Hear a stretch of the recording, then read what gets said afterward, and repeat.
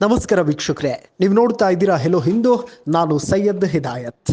ಹಾಲಿ ಸಂಸದ pen drive Prajwal ರೇವಣ್ಣಗೆ ಸೋಲಿನ ರುಚಿ ಸಿಕ್ಕಿದೆ. ಪಾಪದ ಕೂಡ ತುಂಬಿದೆ. ಪ್ರಜ್ವಲ್ ರೇವಣ್ಣ ಭವಿಷ್ಯ ಕತ್ತಲಿಗೆ ಜಾರಿದೆ. ಹೆಣ್ಣು ಮಕ್ಕಳ ಕಣ್ಣೀರಿನ ಶಾಪ, ಹಣದ ದರ್ಪ, ಕುಟುಂಬ ರಾಜಕಾರಣ, ಅಧಿಕಾರಕ್ಕೆ ಬ್ರೇಕ್ ಬಿತ್ತು. ಹಾಸನ ಲೋಕಸಭಾ ಚುನಾವಣಾ ಕಣದಲ್ಲಿ ಭಾರಿ ಅಂತರದಿಂದ ಸೋಲುಂಡು ನೆಲ ಕಚ್ಚಿದ್ದಾರೆ. ದಳಪತಿಗಳ ಭದ್ರಕೋಟೆಯಾಗಿದ್ದ ಹಾಸನದಲ್ಲಿ ಮೊಮ್ಮಗ ಪ್ರಜ್ವಲ್ ಲೈಂಗಿಕ ಹಗರಣದ ಶಾಪ ತಟ್ಟಿದೆ. ಹಾಸನ 17ನೇ ಸುತ್ತಿನ ಮತ ಎಣಿಕೆ ಅಂತ್ಯಗೊಂಡಿದೆ. ಕಾಂಗ್ರೆಸ್ ಅಭ್ಯರ್ಥಿ ಶ್ರೇಯಸ್ ಪಟೇಲ್ 6,32,090 ಮತಗಳನ್ನು ಪಡ್ಕೊಂಡಿದ್ದಾರೆ. ಮೈತ್ರಿ ಅಭ್ಯರ್ಥಿ ಪ್ರಜ್ವಲ್ ರೇವಣ್ಣ 5,89,829 ಮತಗಳನ್ನು ಪಡೆದಿದ್ದು 8,098 ನೋಟಾ ಮತಗಳು ಚಲಾವಣೆಯಾಗಿದೆ. 42,261 ಮತಗಳ ಅಂತರದಿಂದ ಕಾಂಗ್ರೆಸ್ ಅಭ್ಯರ್ಥಿ ಶ್ರೇಯಸ್ ಪಟೇಲ್ ಗೆಲುವು ಸಾಧಿಸಿದ್ದಾರೆ. ಲೈಂಗಿಕ ಹಗರಣದ ಕೇಂದ್ರ ಬಿಂದುವಿಗೆ ಬಿತ್ತು ಸೋಲಿನ ಬಾಣ. ಲೈಂಗಿಕ ಹಗರಣದ ಹಿನ್ನೆಲೆಯಲ್ಲಿ ಹಾಸನ ಲೋಕಸಭಾ ಕ್ಷೇತ್ರದಲ್ಲಿ ಚುನಾವಣಾ ಫಲಿತಾಂಶ ಭಾರಿ ಗಮನ ಸೆಳೆದಿತ್ತು. ಏಪ್ರಿಲ್ 26ರಂದು ಮೊದಲ ಹಂತದಲ್ಲಿ ನಡೆದ ಚುನಾವಣೆಯಲ್ಲಿ 77.68% ಮತದಾನವಾಗಿತ್ತು. ಮಾಜಿ ಪ್ರಧಾನಿ ಎಚ್.ಡಿ. ದೇವೇಗೌಡರ ಮೊಮ್ಮಗನಿಗೆ ಸೋಲಾಗಿದೆ.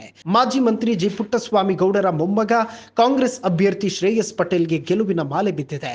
ಮತದಾನಕ್ಕೆ 2 ದಿನ ಇರುವಾಗಲೇ ಪೆನ್ ಡ್ರೈವ್ ಓಪನ್ ಎಫೆಕ್ಟ್ ಆಗಿದೆ. ಹಾಸನದ ಹಾಲಿ ಸಂಸದ ಪ್ರಜ್ವಲ್ ರೇವಣ್ಣ ಈ ಬಾರಿಯ ಚುನಾವಣೆಯಲ್ಲಿಯೂ ಕೂಡ ಬಿಜೆಪಿ ಜೆಡಿಎಸ್ ಮೈತ್ರಿ ಅಭ್ಯರ್ಥಿಯಾಗಿದ್ರು.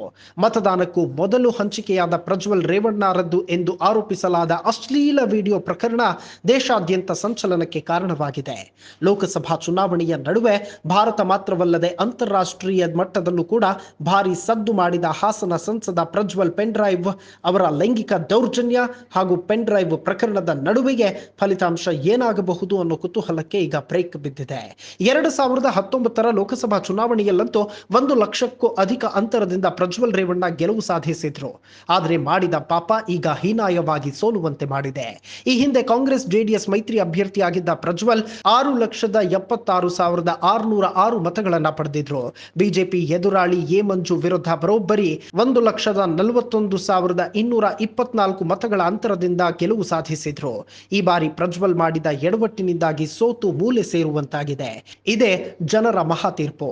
ತಪ್ಪು ಮಾಡಿದ್ರೆ ದುರಹಂಕಾರದಿಂದ ಮೆರೆದಾಡಿದ್ರೆ, ಅನ್ಯಾಯ ಮಾಡಿದ್ರೆ ಹುಷಾರ್ ಅಂತ ಹೇಳಿ ಜನಪ್ರತಿನಿಧಿಗಳಿಗೆ ಎಚ್ಚರಿಕೆ ಸಂದೇಶ ನೀಡಿದ್ದಾರೆ. ಜೆಡಿಎಸ್ ಭದ್ರಕೋಟೆಯಲ್ಲಿ ಪ್ರಜ್ವಲ್ ರೇವಣ್ಣ ಸೋಲಾಗಿದೆ. ಗೆದ್ದಿದ್ದರೆ ಒತ್ತಡ ಏರುವ ಸಾಧ್ಯತೆ ದಟ್ಟವಾಗ್ತಾ ಇತ್ತು.